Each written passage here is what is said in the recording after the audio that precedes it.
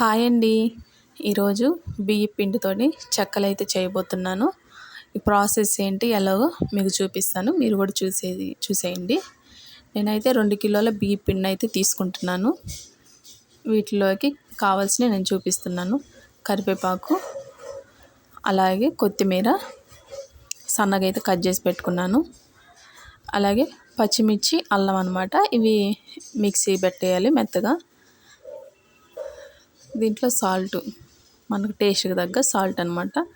ముందైతే ఫస్ట్ నేను పచ్చిమిరపకాయలు, అల్లము కట్ చేసి మిక్సీ అయితే పట్టేసుకుంటున్నాను.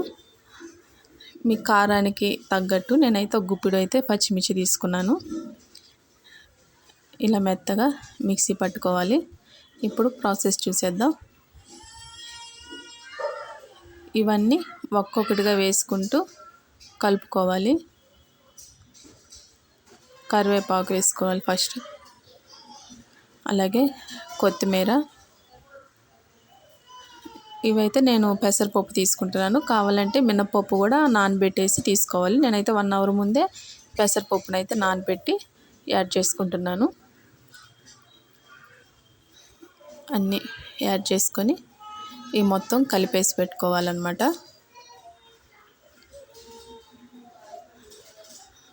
ఈ విధంగా కలుపుకోవాలి. పిండికి పట్టే విధంగా కలుపుకోవాలి. అల్లము, పచ్చిమిర్చి పేస్ట్ కూడా వేసుకొని బాగా కలుపుకోవాలి. మొత్తం దీంట్లో సాల్ట్ కూడా వేసుకొని కలుపుకోవాలి. ఈ విధంగా ఒక్కొక్కటి వేసుకుంటూ పిండికి అంతా పట్టియాలన్నమాట, బాగా ఉండలు లేకుండా. నేనైతే డాల్డాని కరగబెట్టుకుంటున్నాను. మీరు ఈ డాల్డా ప్లేస్లో బటర్ యూజ్ చేయొచ్చు, నెయ్యి లేదా నూనె ఏదైనా యూజ్ చేయొచ్చు. మనకి షాపుల్లో టేస్ట్ రావాలంటే ఈ డాల్డా అయితే యూజ్ చేయాలి క్రిస్పీనెస్ కోసం.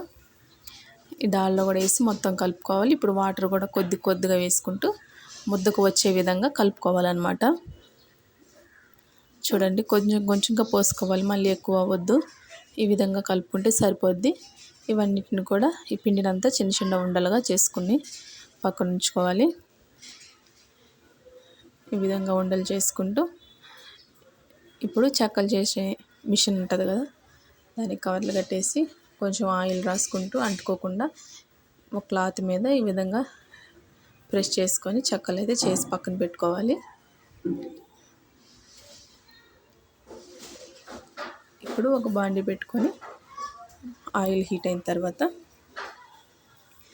ఈ చెక్కలన్నిటిని మనం చేసుకునేవన్నీ ఒక్కొక్కటిగా ఆయిల్లో వేసుకుంటూ మంచి రంగు వచ్చే విధంగా ఫ్రై చేసుకోవాలి. మేమైతే చిన్నప్పుడు ఈ చెక్కలు చేయాలంటే పెద్ద తలనొప్పి. మేము ముగ్గురు అన్నమాట, అక్క చెల్లెము. మా అమ్మ అయితే కట్టెల పొయ్యి మీద 2 బాండీలు పెట్టేసేది. 2 బాండీలకి ఈ చెక్కలు చేసి అందియాలన్నమాట. మేము కొట్టుకొని తిట్టుకొని కాసేపు అలిగి కాసేపు మా అమ్మ బుజ్జగించి అబ్బా ఇవన్నీ తలుచుకుంటే ఇప్పుడైతే నవ్వు వస్తుంది అన్నమాట. మాకు కావాలని అలిగి కూర్చునేది పక్కన కాసేపు. ఈ చెక్కలు చేయడానికే పెద్ద తలనొప్పి అనమాట. ఇప్పుడైతే మనకు చేసుకోవాలి, తప్పదు. చిన్నప్పుడైతే అలా ఉండేది. ఈ విధంగా అన్నీ వేసుకొని గోల్డెన్ బ్రౌన్ కలర్ వచ్చే విధంగా, మంచి రంగు వచ్చే విధంగా వేపుకుంటే సరిపోతుంది. మీరు కనుక మన వీడియోలు ఫస్ట్ టైం చూస్తున్నట్టయితే మన వీడియోల్ని లైక్ చేయండి, షేర్ చేయండి, సబ్స్క్రైబ్ చేసుకోండి ఫ్రెండ్స్. సపోర్ట్ చేయండి మన ఛానల్ని. ఈ విధంగా తీసేసుకుంటే ఈ కలర్ వచ్చే విధంగా ఉంచుకొని తీసేసుకుంటే మనకి రెడీ అయిపోతాయి.